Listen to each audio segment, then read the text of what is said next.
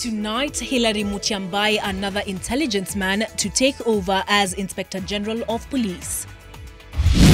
And more judges and magistrates face the axe as the Judicial Service Commission looks at petitions. Chief Justice not exempted. Plus, former prisons boss Isaiah Osugo among those implicated in the 4.8 billion shilling procurement scandal. We have details of the deals. Also tonight. And he told me not to worry, that he'll just be home, the next morning.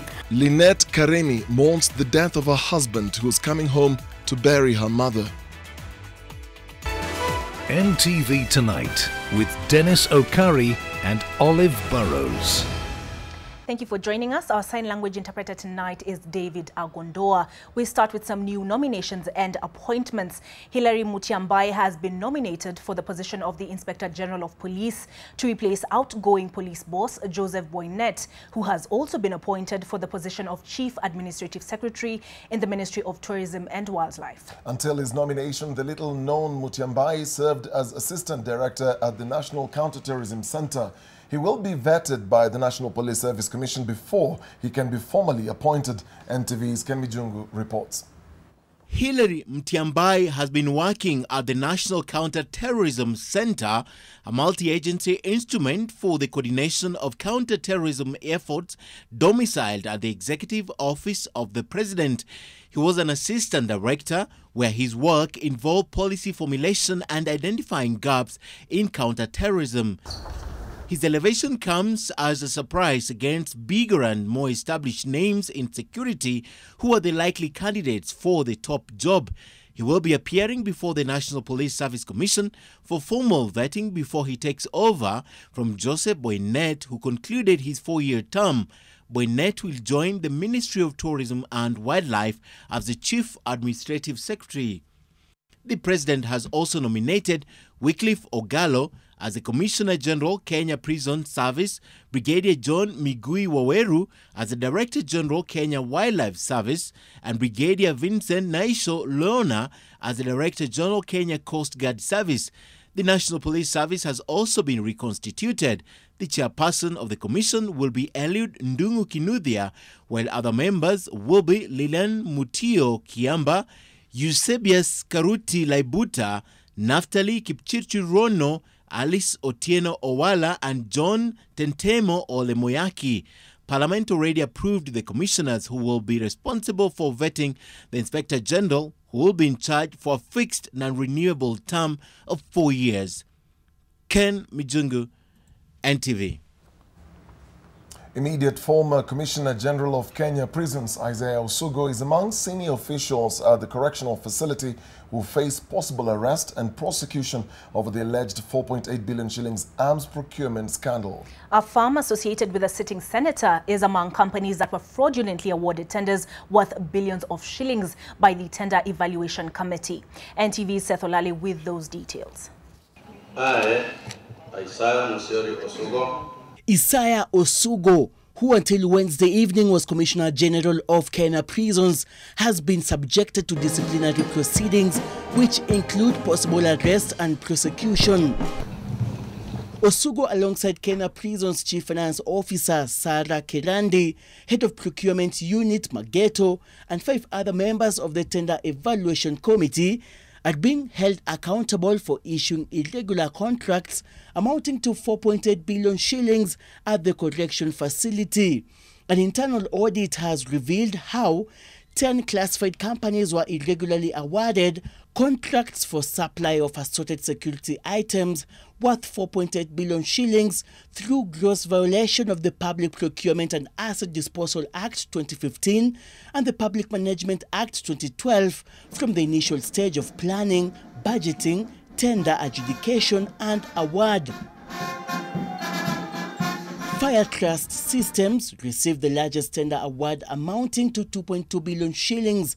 Pakistan Ordnance was awarded a tender to supply assorted security items worth 597 million shillings, with Delta Enterprises receiving a tender award worth 570 million shillings. Pakistan Ordnance was awarded another tender that amounts to 478.5 million shillings, with Mildat SP receiving 342.7 million shillings. Milways Enterprises, a company associated with a sitting senator, was allocated 200 million shillings. Sumsan Yat Savunma Santaki obtained a tender worth 158.7 million shillings. Rapek General Supplies was awarded 98.7 million shillings, with 44.6 million shillings directed to Auto Link Systems. World One agencies obtained 119 million shillings. The assorted security items include guns, tear gas, bulletproof helmets, cleaning kits, plastic batons, pepper spray, magazine pouches, and anti-riot helmets, among others.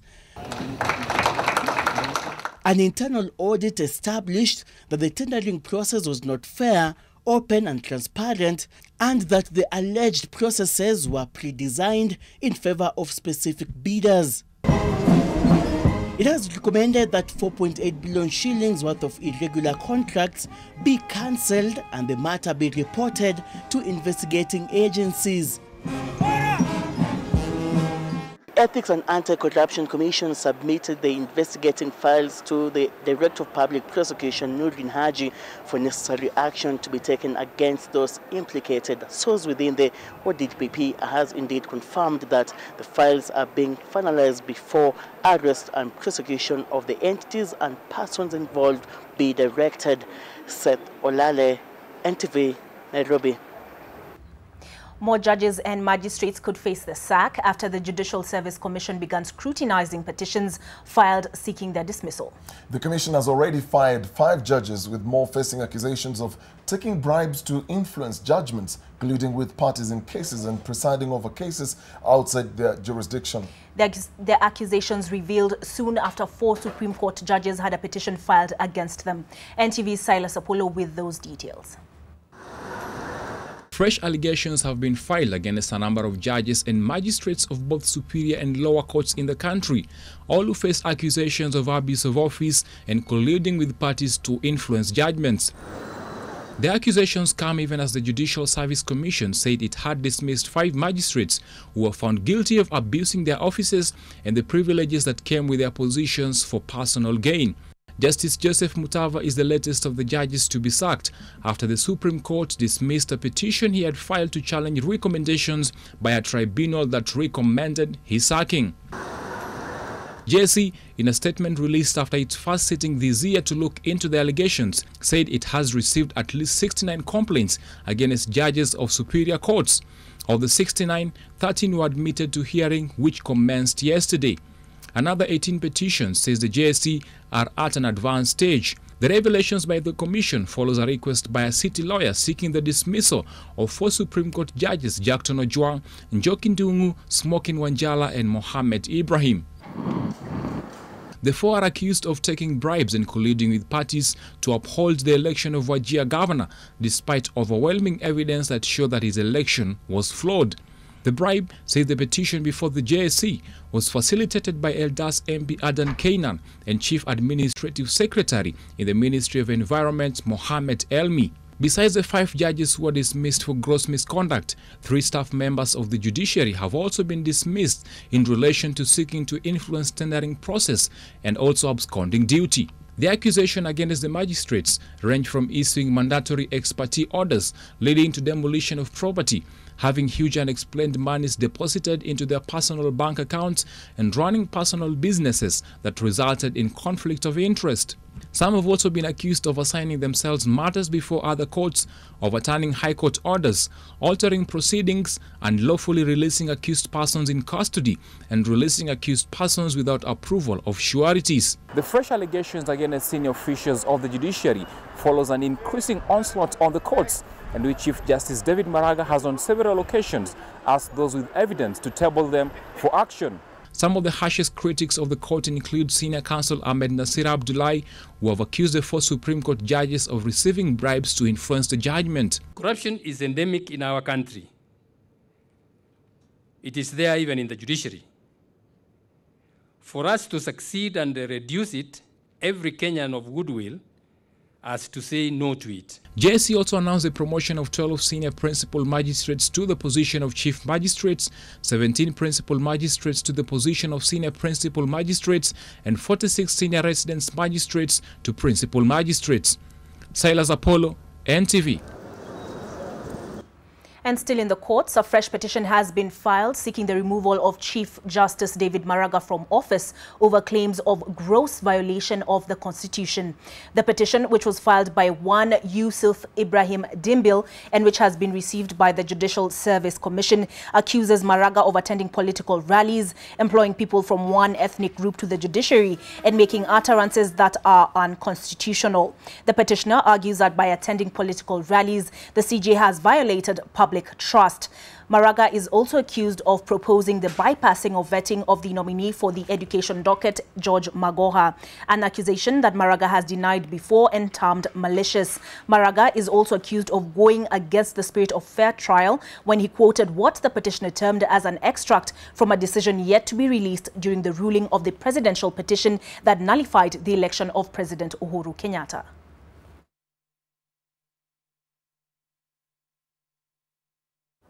The Kenya Bureau of Standards Acting Managing Director Bernard Nguyo has narrowly escaped civil jail after court reordered him to conduct sampling and testing of fertilizer which allegedly contained mercury. Nguyo presented himself after fresh summons were issued by trial magistrate Kennedy Cheruiyot, requiring him to explain why he should not be jailed for disobeying the court. The magistrate noted that the order had never been obeyed despite clear evidence that the acting MD was fully aware of the court decision. The tests ought to have been carried out.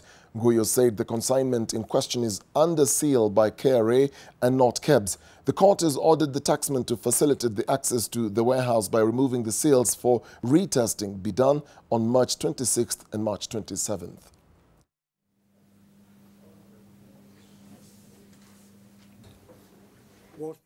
From the courts to a bit of politics, Kalenjin political leaders are rethinking their stay in Jubilee as reports come out that they are planning a major meeting this weekend. This meeting has been fueled by the reasoning that they have become a target in the Jubilee party, which they claim they are major stakeholders. The remarks by some of the community leaders have been forthright and targeted at President Uhuru Kenyatta over his cozy relationship with ODM leader Raila Odinga. Zainab Ismail with the details. The fight against graft has leaders from Rift Valley allied to Deputy President William Ruto unhappy and on the edge. They see it as politically motivated, and it is among the issues that they are ticking in the latest battle frontier with President Kenyatta. Now we are shocked that the president is telling us the only institution he has faith in to fight corruption is DCI. Who is his errand boy? Nobody vetted Kinoti. He never went through parliament. How do you leave an independent institution vetted and given resources to fight corruption and you tell us, all of us, to go to Karura Forest? Jitokeze na ushike microphone kama mimi na useme hautaki William Ruto tena, sisi tutasikia na tutaijua ni nini la kufuata. The leaders say the handshake between the president and ODM leader Raila Odinga is the source of the problems that have cropped up in the ruling party and is aimed at scuttling DP Ruto's 2022 presidential bid by sabotaging big projects in his backyard. I want to ask that as we prosecute the war against corruption, it must not be a war that is targeted at certain people or certain projects predetermined for political reasons. Tell him, Mr. William Ruto, you supported me 2002, you supported me 2013, you supported me 2017 August, you supported me 2017 November. I am tired of you. I've used you enough. Get out of me, but don't attack people and communities and community projects because you have a problem with one person. That is really the... Rais Uhuru Kenyatta, you don't have to bastardize every project in the Rift Valley region because you have a problem with William Ruto. The man whose entry is blamed for the split in Jubilee has been quick to reject the claims. And there is a faction of Jubilee that is keen on fighting off the rebels. Its public face has become nominated Member of Parliament Maina Kamanda. This group is keen on championing the handshake gospel and keeping the rebels at arm's length. Hata kama ni kutoka kwa chama, tokeni pole pole bila matusi. Bado Jubilee. Mungu mwenye ako juu huko na anajua ile sweat tulijenga hii Jubilee. Nataka nimwambie ngo atuendi mahali tutakuwa pale pale. The relationship between President Uhuru Kenyatta and his deputy William Ruto seems to be on the rocky side, despite their public display of affection and the lieutenant's constant war of words, indicating a relationship on the verge of a breakup if not addressed soon. Zainab Ismail, NTV. A woman was murdered at some point last week and her body buried in her compound, with family members alerting the police about their missing kin days later. Agnes McKenna's lonesome life may have contributed to her disappearance going unnoticed by her neighbors in Rongai Kandisi area, Kajiado County.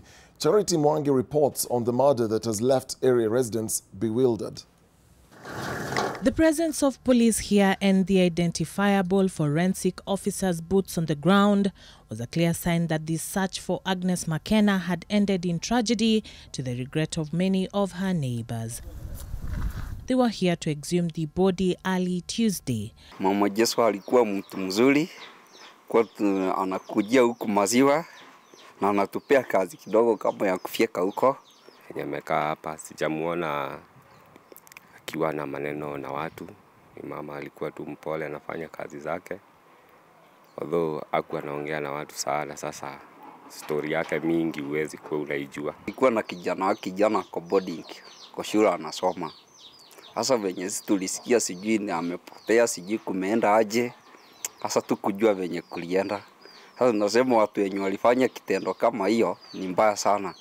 Wangefanya mama kama huyo, wangemuacha tu, wangefanya chochote. Her family had reported at the Kandisi police post that they had not been able to get in touch with her since Wednesday last week. The last time the deceased was seen by her neighbors, she had gone to buy milk. Bottles that she had brought to aid in the daily delivery of the milk were still with the supplier. He tells us that an unknown male person had cancelled her future orders 2 days after McKenna's last communication with her family. Namba hii alipiga na sikujua, na bado siku mimi kuchukua tu simu ichukua si. Na akaniambia kama ndio nataka maziwa tu hapa kwa gate usilete tena maziwa. Ulikuwa na deni yako hapa yote? Kaambia hapana, amenilipa. Basi yangu ikaishia hapo.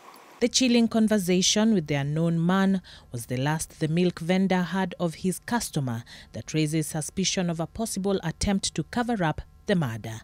Agnes McKenna's death was confirmed by Rongai DCIO Cecilia Mugambi, who said that the investigating team is treating the incident as highly sensitive, more so during the early stages of the investigation.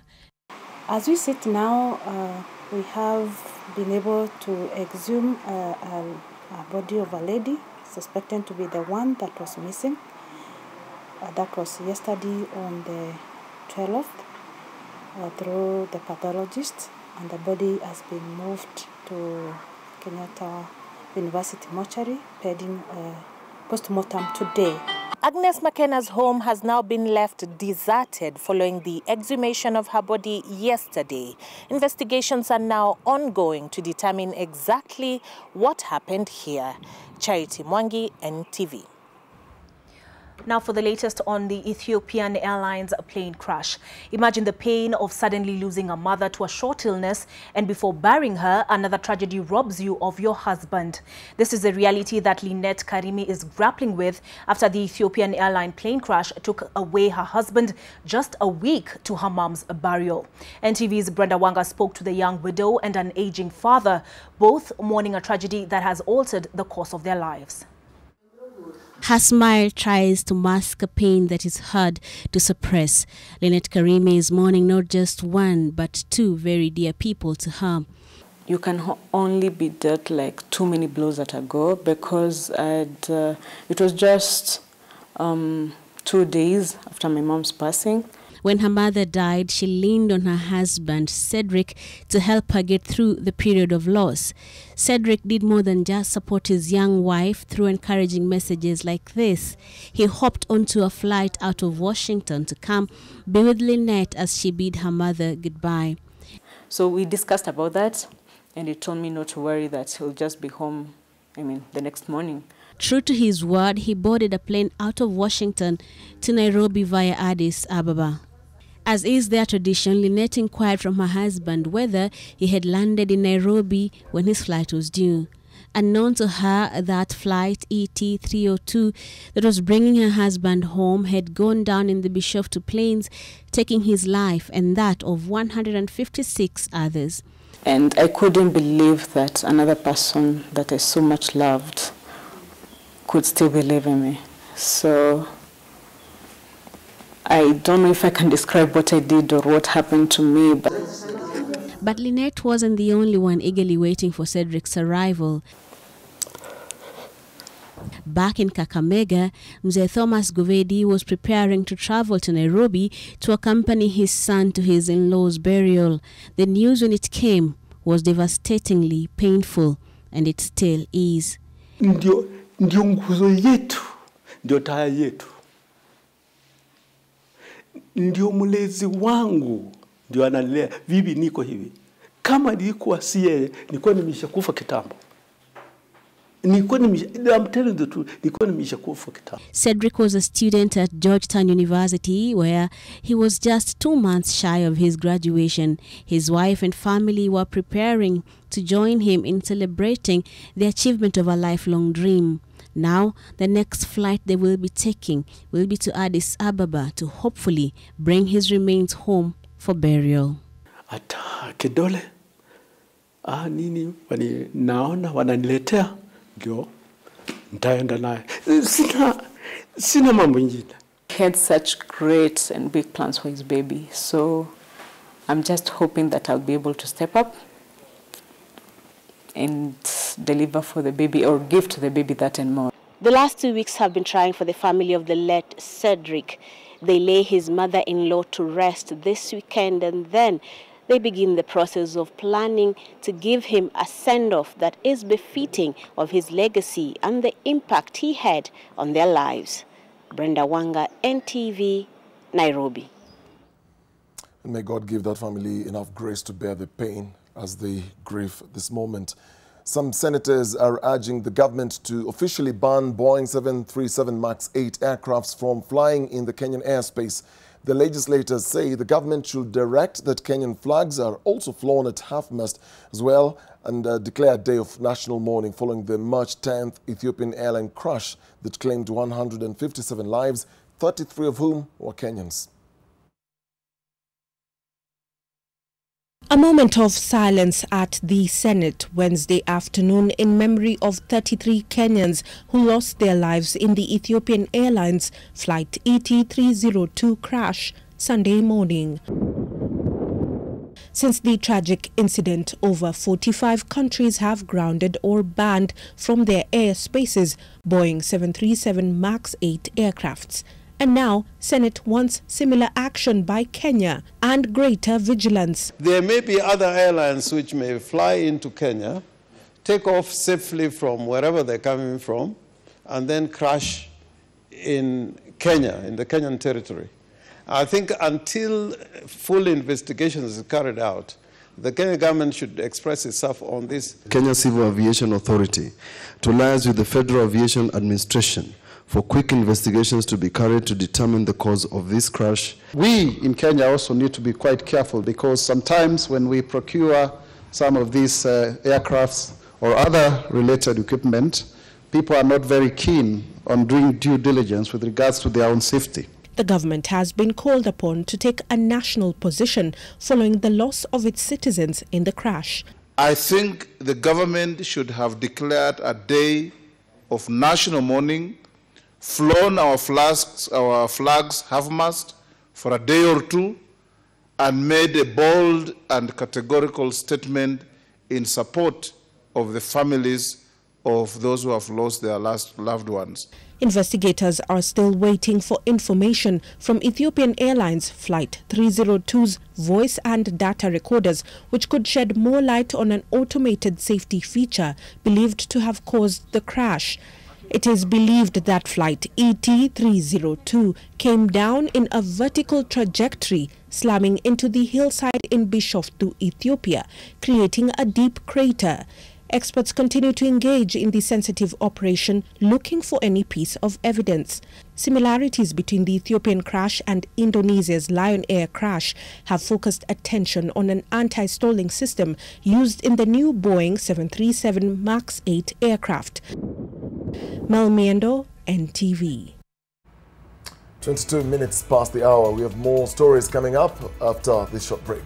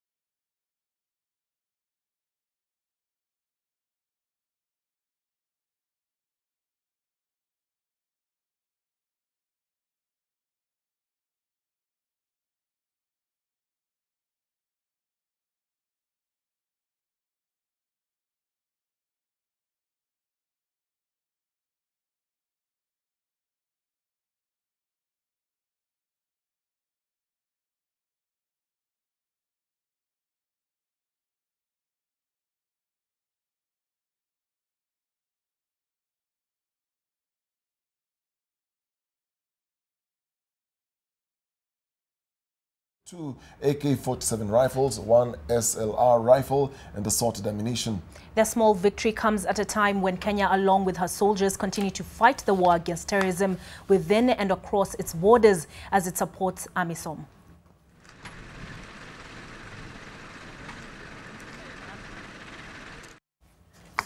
Parents at Mukengesia Day Secondary School in Athi River, Machakos County are an angry lot after their children were chased away from school over payment of school fees. The parents complained that they had already paid some money to the school and that they had receipts to show for it, oblivious of the fact that the government fully caters for tuition for all students in public day secondary schools. NTV's education reporter Sharon Baranga reports.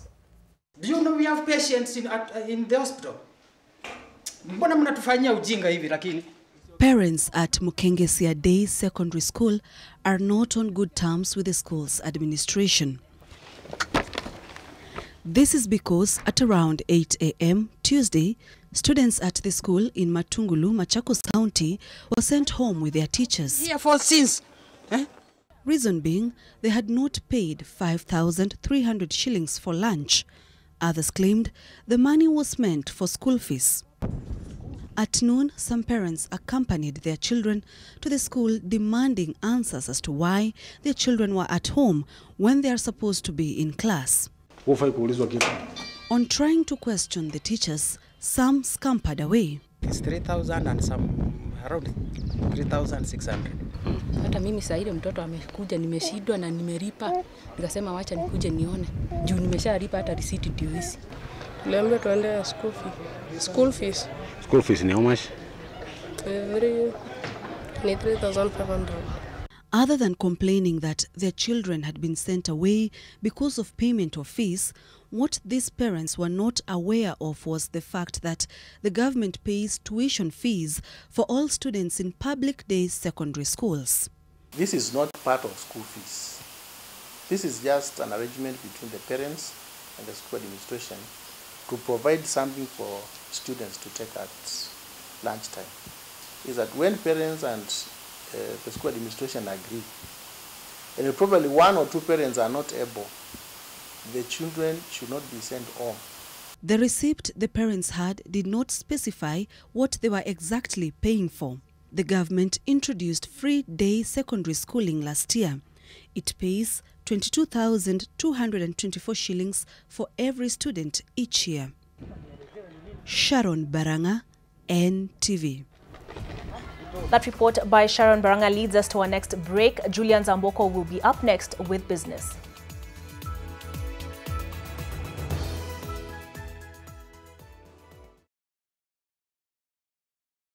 Sensitivity is a short, sharp pain that people experience when they have something hot or cold, getting to the nerve of the tooth, causing that discomfort.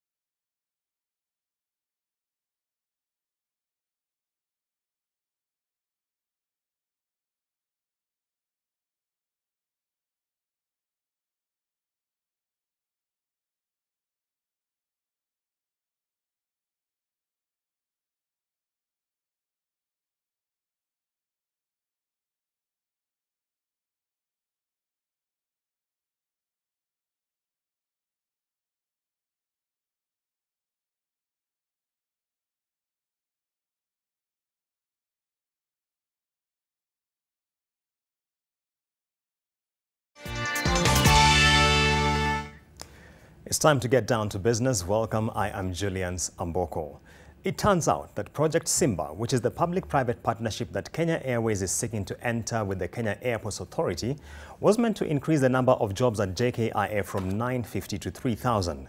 Ironically, it is the fear of job losses that may have led to the aviation workers to take part in industrial action that has derailed the project's plans. Here's Alex Mwangi with the salient features of Project Simba and why it remains a tough plan to follow through. When Project Simba was conceptualized, one of the aims was to take advantage of the fact that Africa's aviation market has the highest growth rate in the world. At 5.1%, it is the only region with annual growth exceeding 5%. The rationale behind the idea to have the national carrier, Kenya Airways, granted a 30-year concession to operate the Jomo Kenyatta International Airport was based on, among other things, these crucial statistics: that KQ's main competitors, Ethiopian Airlines, Rwandair, and the 3 Gulf carriers are all 100% state-owned and subsidized. That all of them have engaged in aggressive growth strategies focused on volume and market share. That Ethiopian Airlines rolled out its Vision 2025 in 2011 and at the time was behind KQ, South African Airways, and Egypt Air in terms of capacity. Currently, however, it has risen to the top and now has roughly 4 times the available seat kilometers capacity of Kenya Airways. Another key reason that informed the privately initiated investment proposal that KQ gave the Kenya Airports Authority last year is that JKIA is trailing other hubs in Africa when it comes to annual passenger volumes. JKIA handles 7.2 million passengers per annum, while Addis Ababa handles 12.9 million passengers. To the south, Johannesburg handles 21.2 million passengers. Crucially, KQ envisaged that Project Simba will create an additional 25,000 to 30,000 jobs in the aviation industry and its associated businesses. It also targeted to have the aviation industry match the Ethiopian benchmark of contributing 7% to GDP. If all had gone according to plan, Project Simba was to have the concession agreement between KQ and KAA signed at the end of this month. Recent happenings have, however, thrown into disarray the plans for the concession, taking government officials, those from KQ and KAA, back to the drawing board. Questions abound on how prudent it will be for the government to ram through the concession down the throats of workers, even as it separately seeks to find ways to change the flight path of KQ back into a profitable trajectory, following years of turbulence that have seen the national carrier make huge losses. Alex Mwangi, NTV.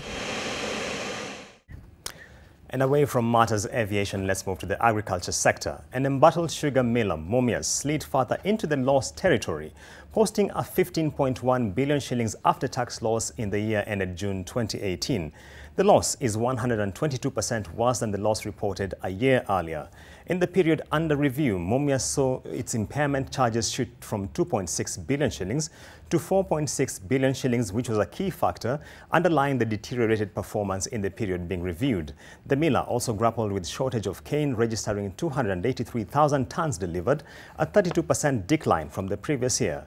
This adverse performance comes at a time when the Ministry of Agriculture has indicated plans of establishing a committee to revive Mumias Sugar.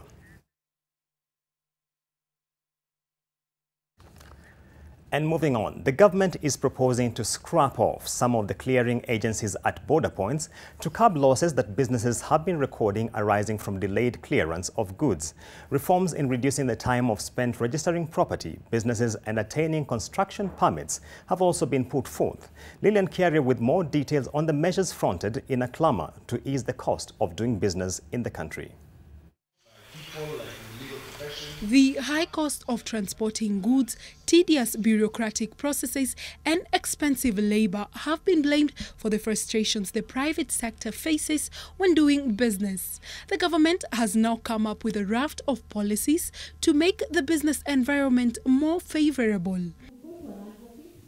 A proposal will be submitted to Cabinet next month to reduce the current 27 agencies tasked with clearing goods to just 4.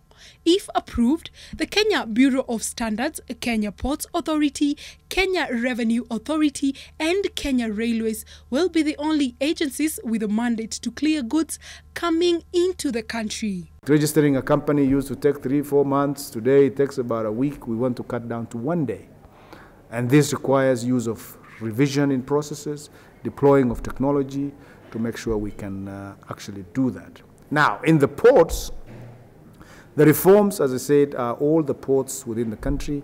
We want to make sure that what works is what we should have, without compromising on some of the things that are important for us. Security is important, payment of revenues, but customs are good. From the 1st of April, Kenyans will also see the process of registering property reduced to 12 days, down from 80 days. In 24 months, we will have put all our registries fully online.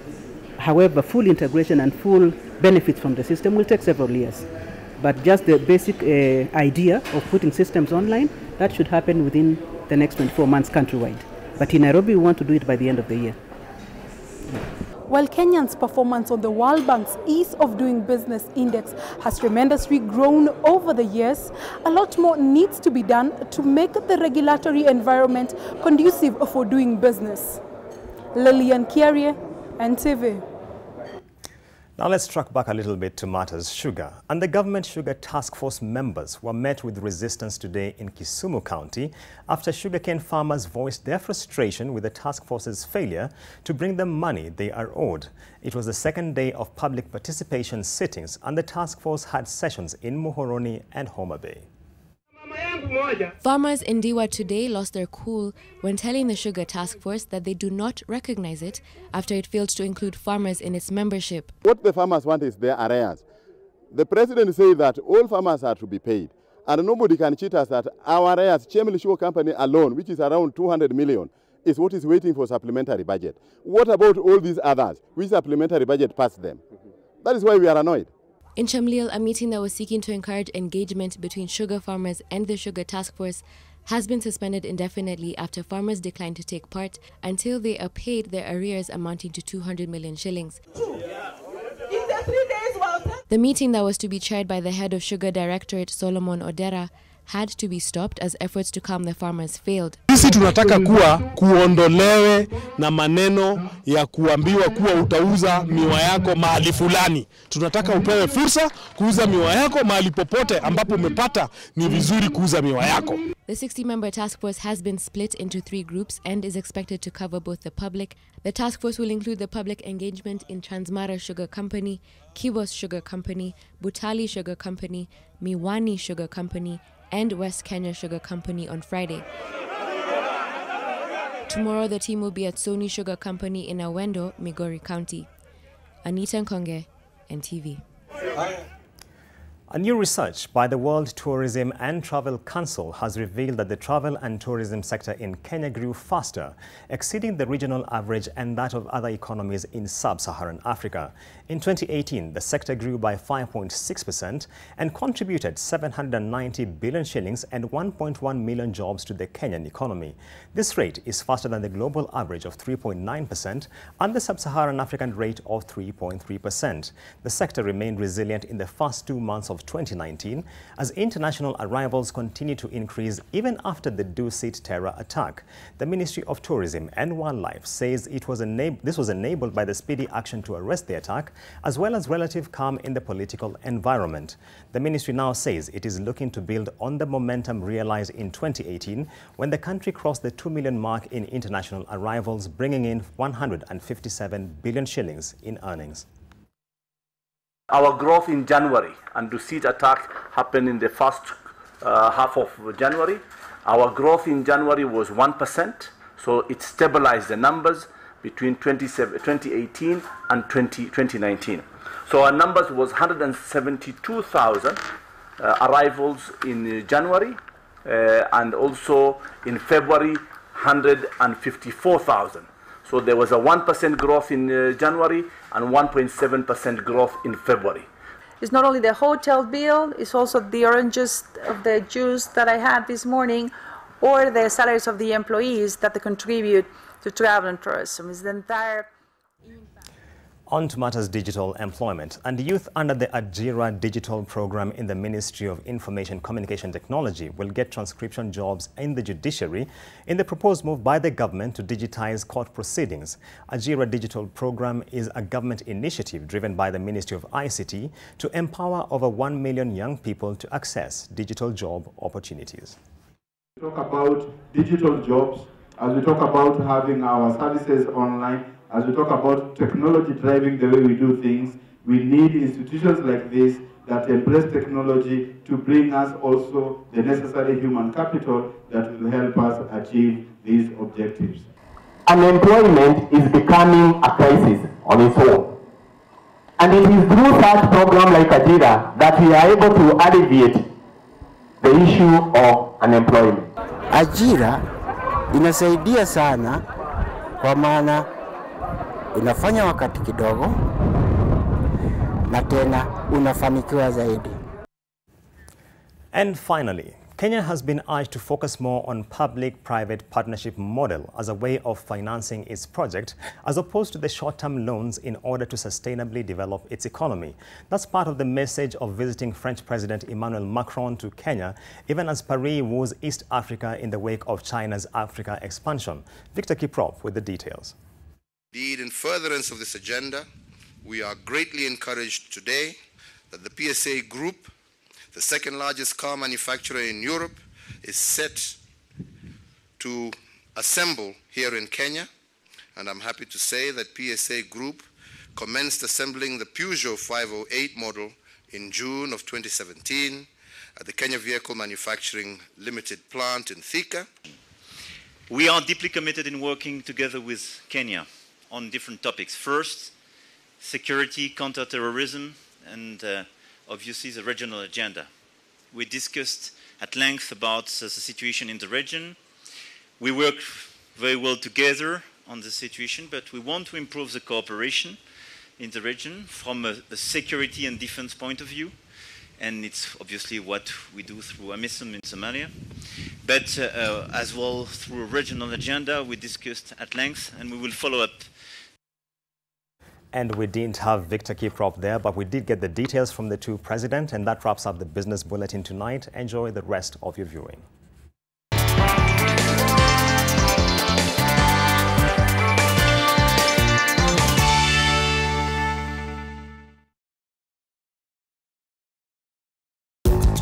To the out-of-framers, the turtleneckers,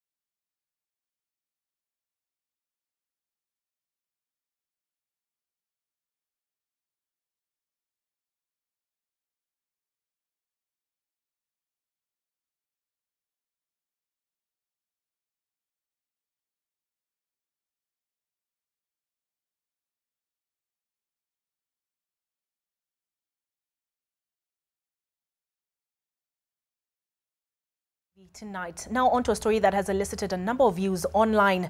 The Kenya Bureau of Standards will undertake market surveillance research on the Always Sanitary Towels brand after women voiced concerns and outrage about the product in Kenya. Procter & Gamble, the manufacturer of the Always Sanitary Towels, insists that Kenya's quality and standard of the product is the same as the product sold internationally. NTV's Eunice Somolo reports. For the past 2 days, a section of Kenyan women have been raising their concerns and disappointments on social media in regards to the Always Sanitary pad brand, with some complaining of the pad causing burns, rashes and irritation. It has been an ongoing debate about the Always Sanitary towels on Kenyan social media under the hashtag #MyAlwaysExperience. Ladies share the experience of their discomfort during that time of the month while using the sanitary towels. About the Always allegations, honestly, it's true because I have experienced that. And I thought I was the problem, but it's true because I get sensations and all, which is very uncomfortable. And if it is true that they are substandard, I think all the pads, the Always pads, should be removed from the market and then they make quality ones. However, some are of the view that some of the experiences faced could be user-based. Maybe some of them are wearing for long period than it is expected.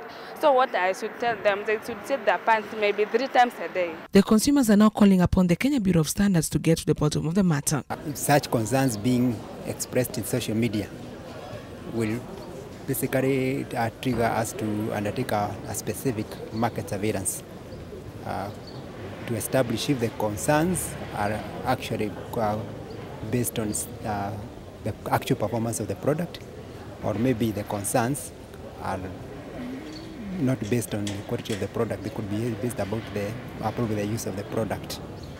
Procter & Gamble, the consumer firm of the Always Sanitary Towels, has reassured its consumers in Kenya about its product, stating that its quality and standard is at par with the product in other countries. All our pads across these markets, including the ones in Kenya, are designed and developed in Europe and the US using the same technology and materials. The category leader, Always East Africa, Ivy Kimani, dismissed comparisons to Always Sanitary Towels in other markets, especially in Europe and America. She stated that it was misinformation and that those doing the comparisons are doing so based on different product versions that are available in Kenya as well. For example, they are comparing Always Ultra, which is also available in Europe and Kenya, to Always Sensitive when both products are available in Kenya as well. Customers are now eagerly waiting for the report from the Quality Control Body, KEBS, in order to give them the much-needed peace of mind during that time of the month. Eunice Omolo, NTV, Nairobi. The Anti-Corruption Multi-Agency Team led by Attorney General Paul Kihara has informed Parliament that lack of a clear legislative framework to actualize and boost their mandate in slaying corruption cases is derailing the effectiveness of their work. While appearing before the Justice and Legal Affairs Committee of the Senate, the multi-agency team denied targeting any community or certain people in the recent war on graft. Appreciate the situation. The multi-agency team on anti-corruption that brings together the Ethics and Anti-Corruption Commission, Directorate of Criminal Investigations, Director of Public Prosecutions, and the Attorney General asked the Senate's Justice and Legal Affairs Committee to help them secure legislative amendments that will resolve challenges facing the team. The team wants conservatory orders that hamper investigations and prosecution of offenders to be temporal and not more than 7 days. They also want a framework to implement audit reports from the Auditor General, besides a clear framework for stepping aside of state officers when under investigation, saying such officers compromise investigations and prosecution. While there exist bail and bond policies guidelines, the terms being imposed for serious offences are not commensurate to the gravity of the offence and public interest. It was established that a huge chunk of the corruption cases stem from procurement due to lack of clarity in the implementation laws. Can you ensure the public that the fight against corruption is being done within the law in good faith so that we don't have these flying allegations that it is politically motivated? We're not in this game, if you want to call it a game, for politics to victimize any individual We are doing a professional job. Nobody, since I took office, nobody has directed me or attempted to. Management of contracts in government tenders, such as contracts where 80% of agreed cost is paid before work begins, is one of the things the team wants changed to see loopholes that tenderpreneurs use to siphon public funds. How do you give a contract of 4.8 billion shillings and you say 80% to be paid within 30 days on signing of the contract? How? They're bold enough to access information about corruption and share it with the institutions, but what happens? Officers in those institutions use that information to extort money from the suspects. The renewed war on graft has rocked the Jubilee Party, causing growing division among its ranks. Vincent Odur, NTV. We'll take another break, but Warotha Kiri will be here with the sports news. Stay with us.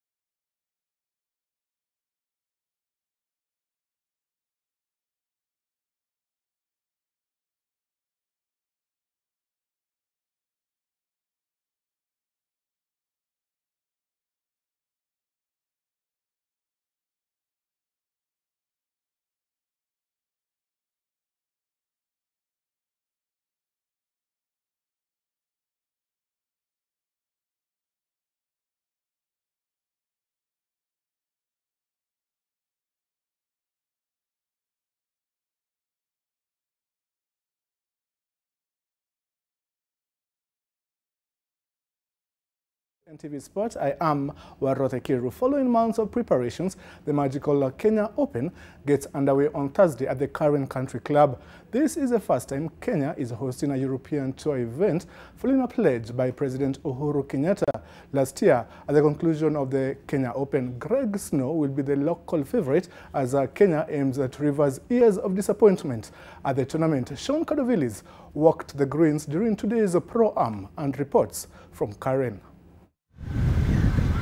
Greg Snow will lead the local challenge at the magical Kenya Open that tees off Thursday at the Karen Country Club. Snow, who dominated the Kenya Open Golf Limited Run Safari Tour Series, will tee off at 1 p.m. alongside 2018 European Ryder Cup captain Thomas Bjorn and last weekend's winner of the Qatar Masters, Justin Harding. I'm really looking forward to it. Like I said to a couple of other media people, just going to go out there, have fun, enjoy the moment of having a European Tour event, playing in one, especially with the group that I'm playing with tomorrow. 14 professionals and 6 amateurs will represent Kenya in the first ever European Tour event to be held on home soil. Veteran Dismas Ndisa will be out to beat his top 5 finish at the Open as Jacob Okari, who lost in the playoff in 1996, seeks to turn back the years. Also in the frame are Riz Charania, Jong Wangai, David Waku, Justice Madoya and Eric Aoko, who've been playing solid golf in the Safari Tour. Leading the 6 amateurs will be South Africa-based Daniel Nduva, who's also Kenya's amateur match play champion. Even as Kenya readies to welcome the world to Karen, local caddies are not a happy lot. My feeling about the caddies is that 90% of the caddies who are here come from outside. the country. So in Kenya, we feel that we are set aside. Defending champion Lorenzo Gagli is among a field of 144 players who'll be chasing the top prize of 20.5 million shillings plus points towards the Race to Dubai series, although he missed the cut at last weekend's Qatar Masters. Yeah, it's amazing to come back in Kenya. I have a lot of good memories from last year, so I'm really excited to play again here. And other players to look out for are Hayden Porteous, who secured his maiden professional victory at the 2015 Kenya Open. Porteous will be joined by Gonzalo Fernandez Castaño and South Korean internet sensation Ho Sung Choi for the first 2 rounds. So I have to admit, despite the dry weather conditions, the course looks absolutely fantastic. And after months of preparations, it's finally here, the first European Tour event to be held in Kenya, the magical Kenya Open. Sean Carter-Villas, NTV at the Karen Country Club.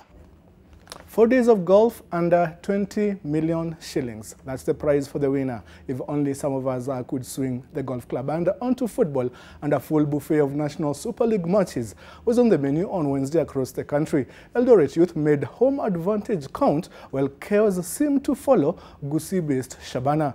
In the top flight, Sofapaka clawed AFC Leopards in the Cat Derby to go top of the KPL standings. Eldoret Youth FC have started their National Super League second leg campaign on a higher note after an impressive 1-0 win over Talanta FC at the Eldoret Showgrounds. Anthony Chingwa converted a free kick on the hour mark to earn the hosts the much-needed 3 points. At the Gusii Stadium, host Shabana struggled to hold Nakuru-based club St. Joseph to a 1-1 draw in a game that was full of fracas. The visitors took the lead through Fadir Hamisi. 5 minutes after the restart, and Shabana were awarded a penalty, which the Nakuru side protested, forcing the centre referee to stop the game for more than 15 minutes. After extensive consultation between the match officials and representatives from the two teams, the penalty stood and Wycliffe Nyangeshi was in a good form to equalize for the hosts.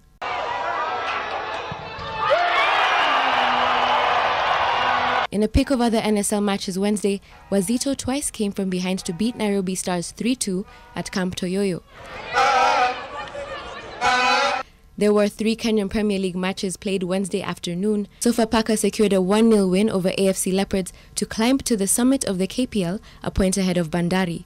This, as regulation threatened Chemelil Sugar, stunned Western Stima 2-0, as Kariobangi Sharks saw off Nzoia Sugar 1-0 to stay 5th. On Thursday, Gor Mahia faced Kakamega Homeboys at the Kenyatta Stadium in Machakos. Anita Nkonge, NTV.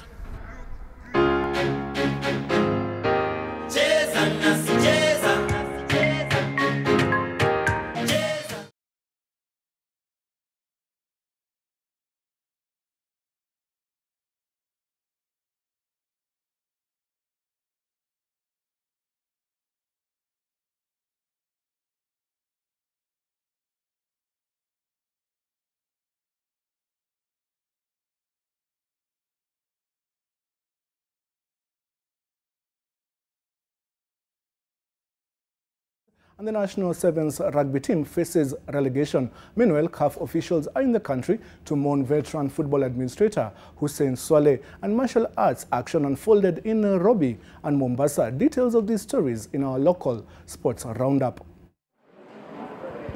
The National Sevens rugby team is in danger of relegation unless the government, Kenya Rugby Union and the rugby fraternity step up and save it.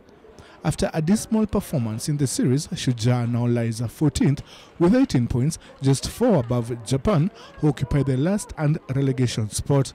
A CAF delegation led by former Tanzanian Football Federation President Tenga has condoled with the family of veteran football administrator Hussein Swaleh.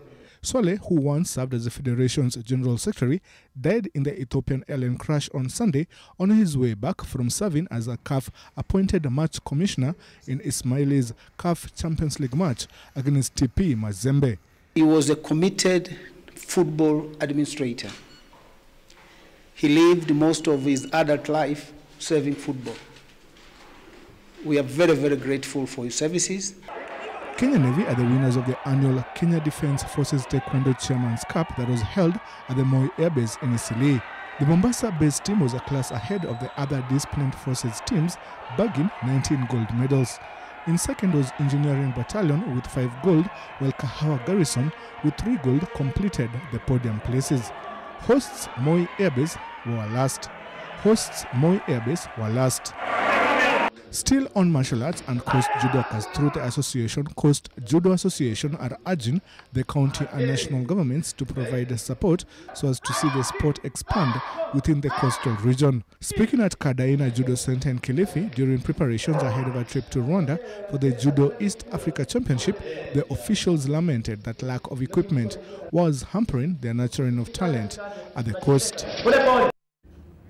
And on to athletics, and the Athletics Kenya president, that's retired General Jackson Tuwai, had quite a bit to say about the IAAF council decisions that have been making the headlines in the couple of days that have just passed. And let's listen in to what General Tuwai had to say.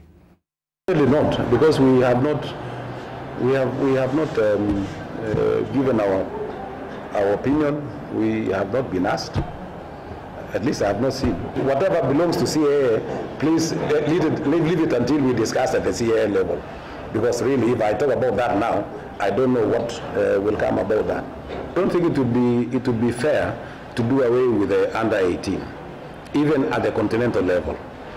I think it is not right, because it is the best option to start exposing the young athletes, the young talents at that level. Champions League action tonight from 11 p.m. Bayern Munich versus Liverpool, Barcelona versus Lyon. All those matches are at 0-0, getting into the second leg. Action results in our bulletins tomorrow. But for now, back to Olive and Okari. NTV Sport in association with Nivea Dry Fresh Deodorants. Well, thank you, Arode. That's all we had for you on NTV tonight. My name is Dennis Okari. And I'm Olive Burrows, and we're just receiving reports that President Donald Trump has announced that the Boeing 737 MAX will be grounded. President Trump announces the United States is grounding the top-selling 737 MAX aircraft in the wake of 2 fatal crashes. That, of course, is the crash that took place on Sunday, the Ethiopian Airlines crash, and the one that took place in October last year in Indonesia. My name is Olive Burrows. Our sign language interpreter has been David Agundoa. Enjoy the rest of your viewing.